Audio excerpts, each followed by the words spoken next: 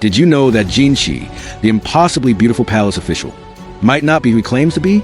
Behind his perfect face, charming demeanor, and high-ranking position lies a secret so dangerous, even whispering it could get you killed.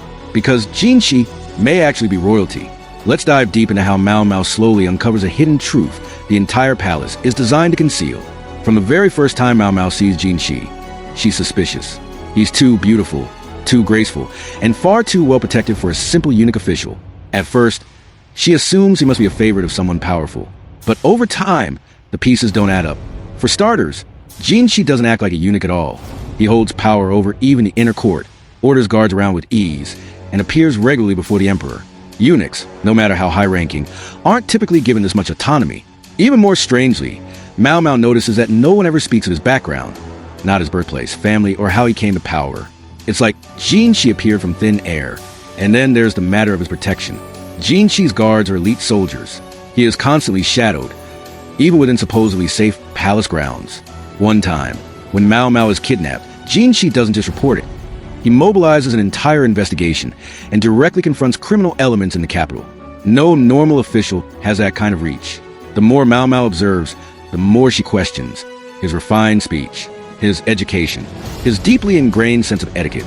These are not traits of someone raised in the administrative wing. They're the marks of someone raised to rule. The first real clue comes when Maomao sees Jinshi interact with the emperor. They're too familiar. Jinshi walks into the chamber without the usual layers of protocol, and the emperor treats him almost like a trusted son. Not a servant, not a subordinate, but family. Jinshi gives commands, not suggestions. He knows imperial secrets that no court official should have access to. And, critically, he's not afraid of the emperor's dowager. Maomao starts forming a theory, but it's dangerous. In the novels, she reflects on the idea, if what I think is true, then I should pretend I don't know. She realizes she might be standing in front of a hidden imperial prince, possibly a child born in secret, protected from palace infighting by being raised under a false identity. And here's the kicker. Jinshi is not actually a eunuch. This is quietly confirmed in the novels. It's a secret known to only a few. Even within the palace, Jinshi maintains this illusion to avoid being used as a political pawn. If word got out that a royal heir was posing as a eunuch, every noble faction in the capital would rush to either control him or eliminate him. In a palace ruled by alliances, bloodlines, and succession politics, Jinshi's true status could spark a civil war. One of the most telling moments comes when Maomao treats Jinshi after he's injured. She removes his shirt and briefly sees his body. Fit, masculine, unmarred by any eunuch procedures. She says nothing. He says nothing. But the tension is undeniable. From that moment on, she becomes even more careful. Even his name, Jinshi, is suspicious. In Chinese characters, Jinshi is a title given to those who pass the highest imperial exams. It's a title, not a name. No one knows his real name, not even Maomao. That means his identity has been erased or deliberately hidden. Why? Because someone is protecting him from something far worse than gossip. There's a scene in the light novels where an assassin enters the palace during a festival. Their target isn't the emperor, it's Jinshi. That tells us all we need to know. Someone out there knows who he really is, and they want him gone.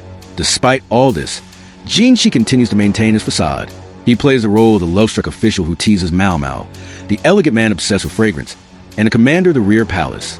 But every so often, his mask slips. He shows cold calculation, ruthlessness, pain, the scars of a prince who grew up in the shadows, hiding his birth to survive. And the only person close enough to see all these sides is Maomao. But here's the genius of Maomao. She chooses ignorance. She never asks questions that would force Jinshi to confirm anything. She never says out loud what she suspects. Because in a palace where knowledge is lethal, pretending to be dumb is sometimes the smartest move. So, why should this matter to you? Because this isn't just a slow burn romance or a palace mystery. It's a story about identity, how people wear masks to survive. Jinshi's beauty is a distraction. His power is a performance. Behind it is a man born into danger, hiding in plain sight. And Maomao? She sees him, truly, but she also understands some truths are too dangerous to speak.